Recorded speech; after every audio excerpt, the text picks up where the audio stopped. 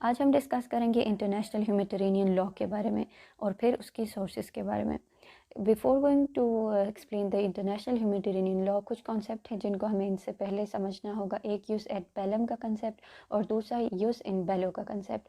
یوس ایٹ بیلم کا کیا مطلب ہے؟ تو یہ ایک لیٹن ٹرم ہے جس کا مطلب ہے law on going to war, یعنی یہ وہ کنڈیشن یا ان لاز کی طرف ریفر کرتا ہے جو وار سے پہلے ہوتی ہیں، یعنی جنگ ان سمپل ورڈ جنگ کی لیجیٹیمیسی وغیرہ ان لاز کے تھرو چیلنج کی جا سکتی ہیں، ان لاء کے تھرو ڈٹرمن کی جاتی ہیں۔ جبکہ یوس اینڈ بیلو جو ہوتی ہیں، اس کا یہ بھی ایک لیٹن ٹرم ہے جس کا مطلب ہے لاء ان وار۔ اب یہ کون سے لاز ہوتے ہیں؟ یہ وہ لاز ہوتے ہیں جو جنگ کے دوران جو لاز ریگولیٹ کرتے ہیں، یعنی وار کو جو ریگولیٹ کرتے ہیں ان کو۔ یعنی اگر ہم اس زمانے میں دیکھیں تو آرمڈ کانفلکٹ کے جو لاز، آرمڈ کانفلکٹ کے درمیان جو لاز ریگولیٹ کرتے ہیں ان آرمڈ کانفلکٹ کو، ان کو ہم IHL کہتے ہیں۔ اسپیسیفکلی اگر دیکھیں تو یہ دونوں جو ہے کسی نہ کسی طریقے سے آرمڈ کانفلکٹ کے ساتھ ریلیٹڈ ہے، لیکن یہ دو ڈفرینٹ برانچز آف لاء سے کنیکٹڈ ہیں۔ ایک جس طرح ہم نے کہا کہ یوس اینڈ بیلو جو ہے آج کے زمانے میں انٹرنیشنل ہیومیٹیرینین لاء ہے۔ اب جب ہم یوس ایٹ بیلم کی بات کرتے ہیں تو اس کی بھی اگر دیکھیں تو article 2 section 4 of the United nation charter سے ہمیں ملتی ہے کہ جس میں کہا گیا ہے کہ all members shall refrain in their international relations from the threats or the use of force against international integrity or political independence of any state or in any manner consistent with the purpose of United Nations exception self-defense and authorization by United Nations Security Council۔ یہ تو simple United nation کے article کی wording ہے، تو اس میں یہی کہا گیا ہے کہ اسٹیٹس کو یہ تلقین کی گئی ہے کہ وہ آرمڈ فورسز پہ ریزورٹ نہ کرے اور وہ جتنا بھی ہو سکے جنگ سے اجتناب کرے، لیکن اس کے ساتھ ساتھ دو ایکسیپشن بتائی گئے ہیں کہ کس ٹائم پہ آرم فورس پہ ریزورٹ ہو سکتی ہے۔ تو ایک تو سیلف ڈیفنس میں اور دوسری اگر United nation security council authorise کرے تب۔ لیکن پھر جو ہمارے پاس ہم اگر دوبارہ سے یوس ایٹ بیلم کے کنسیپٹ میں آتے ہیں تو جس طرح ہم نے پہلے بھی کہا کہ یوس ایٹ بیلو جو ہے وہ اندر ٹرم ہے انٹرنیشنل ہیومیٹیرینین لاء کے لیے۔ اب یہ IHL کیا ہے یا انٹرنیشنل ہیومیٹیرینین لاء کیا ہے؟ یہ وہ تمام رولز ہیں جو جنگ کے درمیان دونوں پارٹیز کو فالو کرنی ہوگی۔ اور یہ بات آپ یاد رکھیے کہ IHL جو ہوگی ہرگز اس بات سے کنسرن نہیں ہے کہ ویدر یہ جنگ جو ہے یہ لیگل طریقے سے لیگل طریقے سے اس کی ڈکلیریشن ہوئی ہے اس آرمڈ کانفلکٹ کی یا نہیں ہوئی۔ یہ IHL اس دونوں چیزوں سے کنسرن نہیں رکھتی۔ IHL صرف اتنا کنسیڈر کرے گی کہ اگر آرمڈ کانفلکٹ ایگزسٹ کر رہی ہے تو IHL کے تمام رولز اس میں اپلائی ہوں گے regardless of the legitimacy of the armed conflict. اس کے بعد اب پھر جو ہے ہمارے پاس بات آتی ہے کہ IHL کے جو رولز ہیں وہ کون بناتا ہے، وہ کہاں سے آتی ہیں۔ تو اس کے لیے ہمیں اس کی سورسز کو دیکھنا ہوگا۔ IHL کے کچھ سورسز ہیں جو سب سے پہلا جو ہمارے پاس سورس ہے IHL کا وہ ہے جنیوا کنونشن۔ پھر نیکسٹ جو ہمارے پاس آتی ہے وہ Hague convention for the protection of cultural property 1954۔ Next convention on certain international weapon convention on the prohibition of the use of anti-personnel landmine، پھر additional protocol۔ اب ان سورسز کو ہم ون بائی ون اسٹڈی کریں گے۔ تو سب سے پہلے ہمارے پاس آتی ہے Geneva convention of 1949۔ Before going to explain the Geneva convention let me tell you کہ کنونشن کیا ہوتا ہے۔ کنونشن جو ہوتی ہے یہ ایک ایسی پیس آف ڈاکیومنٹ کو کہتے ہیں جو کسی اسپیسیفک پرپس یا کسی اسپیسیفک آبجیکٹیو کو اچیو کرنے کے لیے دو پارٹیز یا دو سے زیادہ پارٹیز بھی ہو سکتی ہیں وہ بناتی ہیں، اور جو رولس اینڈ ریگولیشن اس کنونشن میں سیٹ اپ ہوتی ہیں وہ دونوں جو جتنے بھی پارٹیز ہوتی ہیں ان پہ بائنڈنگ ہوتی ہیں۔ اب جو جنیوا کنونشن تھا یہ کیا تھا؟ جنیوا کنونشن کو اسٹڈی کرنے سے پہلے اگر ہم اس کی ڈیولپمنٹ کو دیکھیں تو ہمیں زیادہ اس کی سمجھ آئے گی۔ تو جنیوا کنونشن کی ڈیولپمنٹ اسٹارٹ ہوتی ہے 1864 میں۔ جس طرح ہم نے پچھلی ویڈیوز میں بھی بات کی تھی کہ 1864 میں جب ہنری ڈیونن فرسٹ ٹائم سویلین کے رائٹس کو یعنی وار میں سویلین کے رائٹس کو ڈسکس کر دیتا ہے جو کہ ورلڈ وار ون سے پہلے ہوتا ہے، اور اس کنونشن میں 1864 کے جنیوا کنونشن میں کیا ہوتا ہے کہ لاز تو ڈسکس ہوتے ہیں، سویلین رائٹس تو ڈسکس ہوتے ہیں ڈیورنگ وار، لیکن پراپرلی ڈیفائن نہیں ہوتے۔ لیکن پھر 1899 میں ہیگ کنونشن ہوتی ہے۔ یہ ٹائم بھی ورلڈ وار ون سے پہلے کا ہوتا ہے، اور اس میں بھی رائٹس کو ایز سچ پراپرلی ڈیفائن نہیں کیا جاتا لیکن ان کو ڈسکس کیا جاتا ہے۔ پھر 1929 آتی ہے، ورلڈ وار 1 جو ہو چکا ہوتا ہے اس ٹائم، یہ اس زمانے کی بات ہے۔ اور پھر اس میں کیا ہوتا ہے کہ جتنے بھی پریویسلی ہمارے پاس لاز بنائے گئے تھے IHL سے ریلیٹڈ، یا جو جنیوا کنونشن کے جتنے بھی لاز ڈیفائن کیے گئے تھے، تو اس میں جو لاز تھے وہ پراپرلی ڈیفائن کیے گئے تھے 1929 کے جنیوا کنونشن میں۔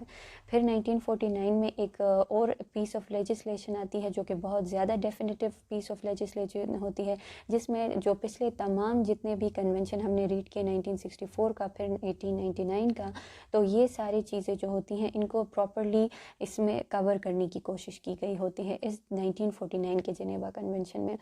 تو ہم اگر دیکھتے ہیں تو ابھی ہمارے پاس جنرلی اگر ہم دیکھیں تو بکس میں بھی اسی طرح ڈیفائن ہے کہ پھر فرسٹ جنیوا کنونشن کی بات آتی ہے 1949 کے فرسٹ جنیوا کنونشن میں، اس میں پراپرلی ڈیفائن ہوتی ہے کہ ووڈ اور جو وونڈڈ اور سک ہوتے ہیں آرمڈ کانفلکٹ میں، ان کے ساتھ کس طرح ٹریٹمنٹ کی جائے گی۔ تو اگر دیکھیں تو یہ اوریجنلی 1864 کا جو کنونشن تھا اس کو ریپلیس کر کے اس کنونشن کو بنائی گئی تھی۔ پھر جو سیکنڈ جنیوا کنونشن رکھی جاتی ہے، جس میں وونڈڈ اور جو سکھ ہیں شپ ریک کے اندر جتنے بھی ہوتی ہیں، یعنی سی کے اندر، سمندر کے اندر یا شپس کے ریکیج کی وجہ سے جتنے بھی وونڈڈ اور سکھ ہوتے ہیں آرمڈ کانفلکٹ کے دوران، ان کی رائٹس کو ڈسکس کیا گیا ہوتا ہے۔ تو یاد رہے کہ یہ جو سیکنڈ جنیوا کنونشن ہے، یہ ہیگ 1907 کے ہیگ کنونشن کو ریپلیس کر کے یہ لایا گیا ہوتا ہے۔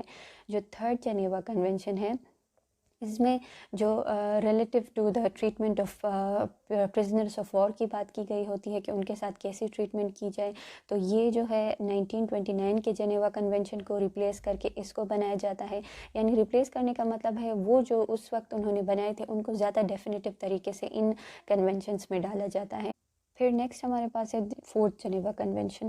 فورتھ جنیوا کنونشن میں پرٹیکولرلی اس میں بھی سویلینز کی ہی بات کی گئی ہے، ان کی پروٹیکشن کی ہی بات کی گئی ہے، لیکن اسپیسیفکلی وہ سویلینز جو ایڈورسری کے قبضے میں آ چکی ہوتی ہیں، یعنی جو دشمن کے قبضے میں آ چکی ہوتی ہیں، تو ان کے ساتھ کیسے ٹریٹ کیا جائے گا، ان کو مرڈر نہیں کیا جائے گا، ان کو وومن اینڈ چلڈرن کو کس طرح پروٹیکشن دی جائے گی، ڈسکرمنیشن نہیں کیا جائے گا۔ تو یہ تمام چیزیں فورتھ جنیوا کنونشن میں ہمارے پاس پائی جاتی ہیں۔ پھر جو اس کنونشن کے جو 3 پروٹوکول ہیں ان کو ہم ڈسکس کریں گے۔ جو پروٹوکول 1 ہے وہ بھی آرمڈ کانفلکٹ کی ہی بات کرتا ہے۔ اس میں بھی یہی ڈسکشن ہے کہ جو پارٹیز ہوں گی، ہائی کانٹریکٹنگ پارٹیز ہوں گی، وہ کیسے تو ایک دوسرے کے ساتھ کن کن چیزوں کا خیال رکھیں گی ڈیورنگ آرمڈ کانفلکٹ۔ جو سیکنڈ پروٹوکول ہے یا پروٹوکول 2 ہے، اس میں یہ بات آپ یاد رکھیں کہ اس پروٹوکول کو زیادہ تر اسٹیٹ نے ریٹیفائی ابھی تک نہیں کیا گیا ہے، کیونکہ اس میں سرٹن ایسے وائٹل رولز ہیں جو نان انٹرنیشنل آرمڈ کانفلکٹ کو گورن کرتی ہیں۔ اگر میں اس کے بارے میں ڈیٹیل میں نہیں جاؤں گی کہ اس میں کون کون سے رولز ہیں، کیونکہ ویڈیو بہت لمبا ہو جائے گا۔ پھر جو نیکسٹ ہمارے پاس ہے پروٹوکول 3، تو اس میں جو ہے اس میں ایمبلمس وغیرہ کی بات کی گئی ہے۔ جو ریڈ کرسٹل ایمبلم ہے اس کو بھی ایک ایڈیشنل سمبل کنسیڈر کیا گیا ہے، ایمبلم کنسیڈر کیا گیا ہے، جو ہمارے پاس ICRC کے ایمبلم ہیں ان کے ساتھ ساتھ، یعنی ان کو اگر یہ جس چیز جگہوں پہ ہوں گی یہ سمبل، تو ان کو ٹارگٹ نہیں بنایا جائے گا۔ اب ہم shortly customary international humanitarian law کو بھی ڈسکس کرتے ہیں۔ تو یہ کیا ہے؟ تو کسٹمری انٹرنیشنل لاء، ہیومیٹیرینین لاء جو ہمارے پاس ہے، یہ جس طرح ہم کسٹم لاز کے بارے میں اگر جورسپروڈنس میں بھی پڑھتے ہیں کہ وہ لاز جو کسٹمز سے ہمارے پاس ڈیرائیو ہوتی ہیں، یعنی لانگ پریکٹس، ان کو لوگ بہت عرصے سے پریکٹس کر رہے ہوتے ہیں، لوگ ان کی ریکگنیشن کرتے ہیں اور ان کو فالو کرتے ہیں، وہ سوسائٹی کے بینیفٹ کے لیے ہوتے ہیں۔ اسی طرح پرانے زمانے میں بھی ہمارے پاس جو ہیں کسٹمری لاز تھے جو فالو کیے جاتے تھے، ڈفرینٹ لوگ جو ہیں through out the world in کو فالو کرتی تھی۔ کہ فار ایگزامپل جو ہے جنگ کا پیغام دینے والا جو آدمی دوسرے پارٹی کی طرف جاتا تھا تو اس کو کبھی قتل نہیں کیا جاتا تھا۔ اس طرح کے بہت سارے رولز تھے جو یونیورسل لوگ جو تھے وہ فالو کرتے تھے۔ اب یہ رولز جو ہیں اب بھی ایگزسٹ کرتی ہیں، تو یہ جو ہیں یہ بیسک سٹینڈرڈ پرووائڈ کرتی ہیں آرمڈ کانفلکٹ کو، اور ان کو فالو کرنا ہر ایک اسٹیٹ کی ذمہ داری ہے۔ اب اس کی اپلیکیبلٹی جو ہے یہ کافی اسٹرانگ ہے، کیونکہ ریگارڈلیس آف کنونشن جس میں سائن کرنا ضروری ہوتا ہے، تو یہاں پہ اس طرح ٹریٹی کو اگر دیکھیں تو جب تک وہ پارٹی سائن نہیں کرے گی وہ لاز اس پہ بائنڈنگ نہیں ہوں گے۔ لیکن کسٹمری انٹرنیشنل ہیومیٹیرینین لاء واحد ایسے لاز ہیں جو ریگارڈلیس آف سائن اور کنسنٹ یہ پوری دنیا پہ اپلیکیبل ہیں. اگر کوئی اسٹیٹ اس کا پارٹ ہے بھی یا نہیں بھی ہے تو یہ اس پہ اپلیکیبل ہوگا. تو اس کا مطلب یہ ہے کہ اس کی ایک یہ بینیفٹ ہے کہ اس کی وجہ سے ایک اسٹیٹ جو ہے وہ سگنیٹری نہیں ہے ایک ٹریٹی کا، لیکن تب بھی اس پہ لازم ہے کہ وہ سویلین کی پروٹیکشن وغیرہ کے جو لاز جو CHIHL میں مینشن ہیں ان کو فالو کرے. اس کے علاوہ اس کی ایک اور بہت بڑی پراپرٹی یہ ہے کہ اس کی جورسڈکشن نیشنل کورٹ اور ٹرائیبیونل میں بھی اس کو انووک کیا جا سکتا ہے. اس کا ایگزامپل ہمارے پاس اسرائیل میں ملتا ہے. اسرائیل میں ایک کورٹ میں ایک کیس ہوا تھا، سپریم کورٹ میں ایک کیس ہوا تھا جو 2008 کے زمانے میں. تو اس کیس لاء میں ہمارے پاس کیا ہوتا ہے کہ اسرائیل جو ہے وہ flow of fuel and electricity جو ہوتی ہے ان کو غزہ کی طرف جتنی بھی یہ جاتی ہیں بجلی اور ان کو بند کر دیتی ہیں. اب جب یہ کام کرتی ہے اسرائیل تو غزہ جو ہے وہ سپریم کورٹ جاتی ہے اور اس کے خلاف سوٹ فائل کر دیتی ہے اسرائیل کے خلاف. جب سوٹ فائل کی جاتی ہے تو کورٹ سارا معاملہ دیکھ لیتی ہے اور اس کے بعد جب اپنی ججمنٹ دیتی ہے تو وہ کسٹمری انٹرنیشنل ہیومیٹیرینین لاء کو بیس بنا کر اپنی ججمنٹ دیتی ہے. اس میں یہ کورٹ یہ مینشن کرتا ہے کہ کسٹمری انٹرنیشنل ہیومیٹیرینین لاء میں یہ ڈسکرائب ہے کہ کسی بھی پارٹی اگر ایک پارٹی دوسری پارٹی کو اوور پاور کر دے اور اس پہ ایک افیکٹو کنٹرول اس پارٹی کا اگر ہو، اس اسٹیٹ کا اگر اس پہ ایک افیکٹو کنٹرول ہو تو وہ پارٹی کبھی بھی پیسے جو بیسک ہیومیٹیرینین ریلیف ہوتی ہیں ان کو اس پاپولیشن پہ بند نہیں کر سکتی ہے. اس ٹائم پہ غزہ اسرائیل کے قبضے میں ہے، لیکن جو بیسک ہیومیٹیرینین ریلیف ہے یہ اس پاپولیشن کو ان سے محروم نہیں کر سکتی. اور اسی وجہ سے اس نے پھر جو جتنے بھی فیول تھے غزہ کو چاہیے تھے وہ سارے ان کے لیے آزاد کر دیے.